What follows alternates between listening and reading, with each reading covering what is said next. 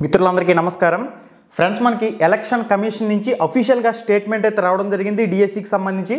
దీనికి సంబంధించిన complete details అనే ఈ వీడియోలో మనం తెలుసుకుందాం ఎన్నికల నేపథ్యంలో కేంద్ర ఎన్నికల సంఘం మనకి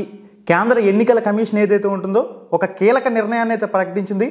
ఎన్నికల కోడ్ ముగిసే వరకు టీచర్ ఎలిజిబిలిటీ టెస్ట్ టెట్కి సంబంధించి ఫలితాలు కానీ డిఎస్సికి సంబంధించి పరీక్షలు కానీ నిర్వహించడానికి లేదని హైకోర్టు ఆదేశాల మేరకు ఈ నిర్ణయం తీసుకుంటున్నట్లు ఈసీ వెల్లడించింది టీచర్ ఎలిజిబిలిటీ టెస్ట్ టెట్కి సంబంధించి అదేవిధంగా డిఎస్సికి సంబంధించి పరీక్షలు అనేవి ఎన్నికల కోడ్ ముగిసే వరకు కూడా ప్రాసెస్ నిలిపివేయాలని చెప్పేసి ఒక స్పష్టమైన ఆదేశాలు అయితే కేంద్ర ఎలక్షన్ కమిషన్ జారీ చేయడం జరిగింది ఎన్నికల కోడ్ అనేది ఎప్పుడుతో ముగుస్తుందనే విషయానికి వచ్చినట్లయితే మనకి మే 13వ తారీఖున పోలింగ్ అయితే జరుగుతుంది జూన్ 5వ తారీఖున ఫైనల్ రిజల్ట్ అయితే ప్రకటించడం జరుగుతుంది కాబట్టి అప్పటి వరకు కూడా ఎన్నికల కోడ్ అనేది అమల్లో ఉంటుంది కాబట్టి మనకి ఎగ్జామ్స్ అనేవి ఆఫ్టర్ ఎలక్షన్స్ కొత్త ప్రభుత్వం ఏర్పడిన తర్వాత మాత్రమే ఈ డిఎస్సి టీచర్ పోస్టుల భర్తీకి సంబంధించి అంశం అనేది ముందుకు వెళ్తుంది కాబట్టి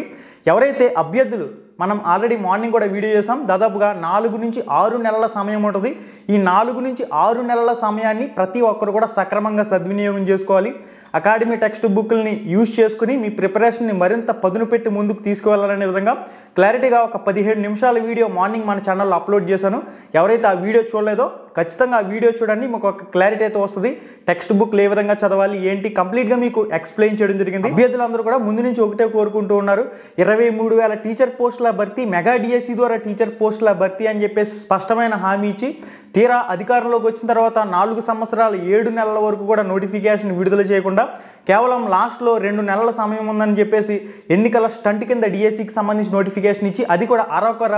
ఎస్జిడి సెకండరీ గ్రేడ్ టీచర్కి సంబంధించి 2,000 పోస్టులు స్కూల్ అసిస్టెంట్కి సంబంధించి 2,000 పోస్టులు మిగిలిన అన్ని పోస్టులు కలుపుకొని దాదాపుగా ఒక 6,100 పోస్టులకు మాత్రమే నోటిఫికేషన్ ఇచ్చారు మెగా డిఎస్సి అని చెప్పేసి ఓదరగొట్టి 5 సంవత్సరాల్లో చాలా ఘోరంగా డిఎస్సి అభ్యర్థులను మోసం చేసిన పరిస్థితి అయితే ఇప్పుడు కేంద్ర ఎలక్షన్ కమిషన్ ఒక స్పష్టమైన ఆదేశాలు అయితే జారీ చేసింది కాబట్టి ఇటు ప్రతిపక్షాలు కూడా ఒక స్పష్టమైన హామీ అయితే ఇస్తూ ఉన్నాయి ఏందయ్యా అంటే తొలి సంతకం మొదటి సంతకం 60 రోజుల్లో డిఎస్సికి సంబంధించి పిలుస్తామని దాదాపుగా ఇప్పటికే 3 సభల్లో ప్రస్తావించారు ఓకే ఇది ఖచ్చితంగా అమలు రూపంలో నోచుకోవాలి ఇలా మేనిఫెస్టోలో ప్రధాన ఎజెండాగా ఎన్నికల మేనిఫెస్టోలో ప్రధాన అంశంగా ఈ డిఎస్సి టీచర్ పోస్టుల భర్తీకి సంబంధించి ప్రధాన అంశంగా పేర్కొనాలి అయితే పోస్టులు ఖాళీగా ఉన్నాయో ఆ పోస్టులన్నీ కూడా భర్తీ చేయాలి జీవో నెంబర్ 117 కానివ్వండి మనకి అప్రాంటిస్ విధానం అంటూ ఘోరమైన విధానం ఇది 2011లో రద్దయిన అప్రాంటిస్ విధానాన్ని కూడా పూర్తిగా రద్దు చేయాలి రానున్న రోజుల్లో తెలంగాణ మాదిరిగా ఒక అనుబంధ నోటిఫికేషన్ అనేది వచ్చి డిఎస్సి టీచర్ పోస్టుల భర్తీ అనేది మంచి సంఖ్యలో జరిగి ఇప్పుడు 6,100 పోస్టులకి మరిన్ని పోస్టులు యాడ్ అయ్యి ఖచ్చితంగా డిఎస్సి అభ్యర్థులకు న్యాయం జరగాలని చెప్పేసి మనస్ఫూర్తిగా కోరుకుంటూ